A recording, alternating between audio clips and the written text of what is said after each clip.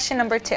How do we ensure that we are only going after new customers and not just getting credit for return customers who would have converted without an ad?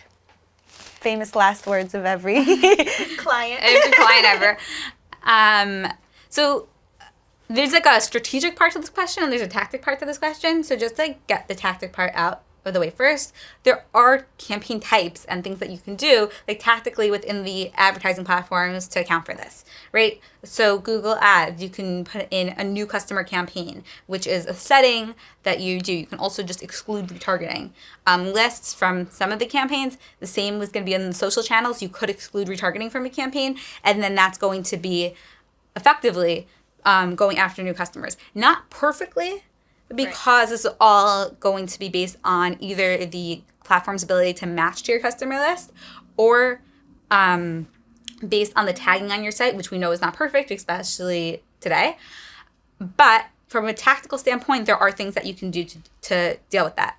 Now, when you're just looking at overall metrics and like looking at the different platforms, and it's like, okay, maybe they're like all claiming credit for the same new customer, or maybe like some of them actually are returning, and it gets really murky there. That's when we get into like conversations about incrementality. I think that's like the more strategic part of this question. Mm-hmm. And for that, in order to actually be able to understand that, what we have to do is really build a database of the customer journey.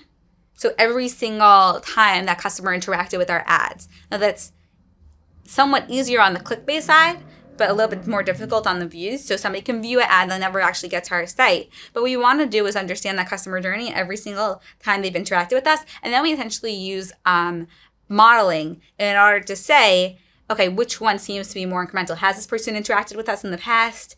Have they not? Maybe they aren't on our retargeting list because they never actually been on our site before, but they actually seen 10 ads until now. And maybe those are the ones that really deserve the credit, or at least a portion of the credit, whereas this last one might have essentially been retargeting to an impression instead of to a click. But really, in order to understand this, it comes down to doing incrementality testing and putting through models like an MMM or even like some attribution models just to get a better sense of the customer journey.